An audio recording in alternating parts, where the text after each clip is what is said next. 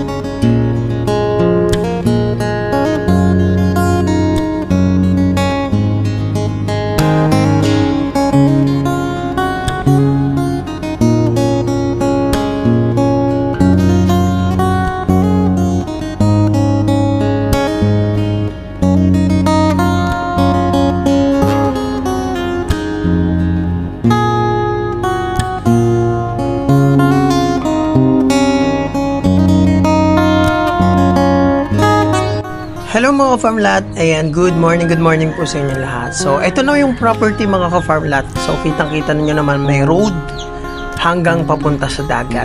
So, ang good thing mga ka-farmlat, itong property na pinapakita ko po sa inyo ay yan.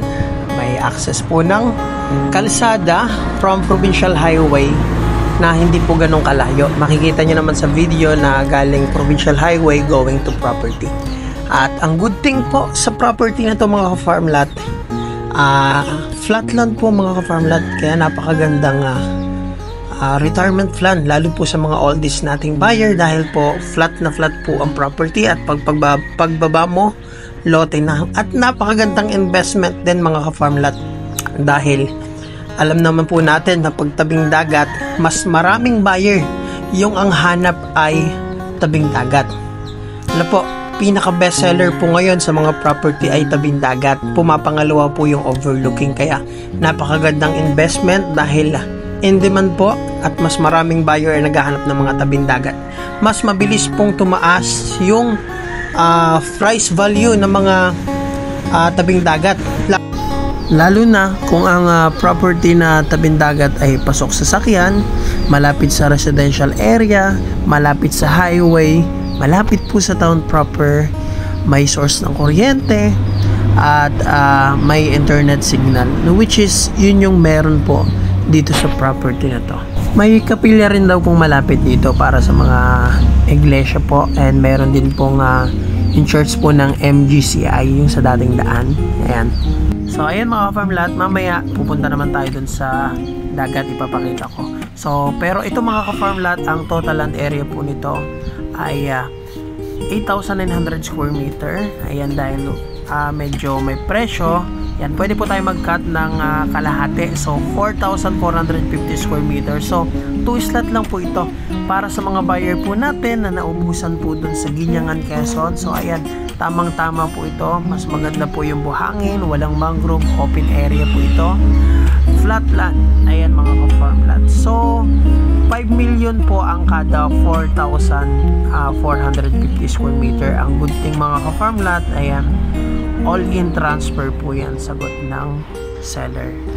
Bali mga ka-farm lot, yan po ay mother title. So may sarili na pong approved land yung 8,900 square meter. So talagang pangbenta po yan mga ka-farm lot. At yun nga lang, medyo may presyo, kaya yun, hinati sa dalawa. At kung gusto nyo mga ka-farm lot, kung kaya naman ng budget, pwede rin naman. Pero kung hindi naman, ayun po, yung doon na lang sa 4,450 square meter. Medyo malaki-laki rin magagastos ng seller dyan dahil yun nga po, sagot ng seller lahat ng gastos, agent commission, deed of sale, pagpapasukat, pagpapa-approve plan, and pag-transfer, and paggawa ng tax deck sa name nyo. Ano po? Eto po mga ka-farm lot ay matatagpuan po sa bayan po ng San Francisco, Quezon, which is from Manila. Mga ano po yan, 7 to 8 hours drive. So medyo may distance, pero paggawa naman na po yung mga new bypass highway and then yung mga expressway, mas malilesen na po yung biyahe.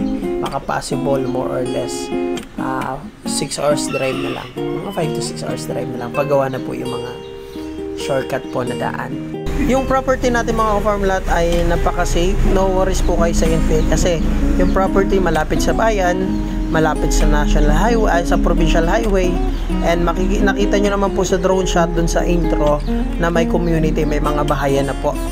At ang isa pa sa maganda dito, dyan po sa mismong property, yung mga kadikit po, yung mga karatig, yung may mga bahay po malapit dyan sa property ay mga mangingisda po. Kaya pagdating sa seafoods, pagdating sa pangulam, hindi ka muna kailangan pumunta ng bayan. Doon pa lang po sa mga mangingisda dyan, mga sariwa na po ang mga pwede nyong iulam. At sa mga pangangailangan naman po na kailangan nyo, napakalapit po sa bayan. 3 to 5 minutes lang nasa bayan ka na po ng San Francisco, Quezon. Sa internet access po, mayroon po dyang linya na ng Converge. May kuryente po, may source ng kuryente. Sa tubig po, dahil may community, hindi po mawala ng source ng tubig dyan at since malapit sa bayan. And uso naman po sa Quezon ng deep well kung sakaling wala man source ng nawasa po dyan. So, ayan mga farm lot, ulitin ko ha. So, ang kabuang sukat, 8,900 square meter. Pwede pong buuhan, pwede naman mag-cut lang for 5 million na 4,450 square meter. Ayan mga farm lot, mamaya pupunta na po tayo dun sa dagat para makita nyo na yung tabing baybayin po nito. At ito na nga mga farm lot, ito na yung buhangin niya. Ayan, pino at white talaga.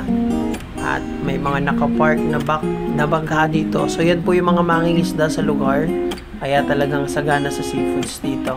Kaya pag nandito po kayo, hindi nyo na kayo maghahanap ng pangulam, andyan na. So ayan, yan po, may mga bunot-bunot pa. So normal lang naman yan sa mga tabing dagat. Especially kung nakatiwangwang, malinis lang naman ang dagat kung may nagme-maintenance po, kung yan ay resort. So acceptable naman yan kung ano man po yung mga nandyan, mga natural na dumi yan. Ano po? So as you can see, napakaganda ng tubig, malinaw at safe na safe po sa mga batang paliguan dahil hindi po biglang lalim yan. Yan, kita naman po yung ilalim at kita naman po dun sa drone na po na hindi ganun kalalim ang dagat po dyan, no? So ayan, so 50 meters po ang kabuang frontage nyan. So kung bibili kayo ng kalahati ng 8,900 square meters, so kalahati rin po yung frontage nasa 25 meters. Ayan. So ito naman po yung actual video nung ilalim ng tubig.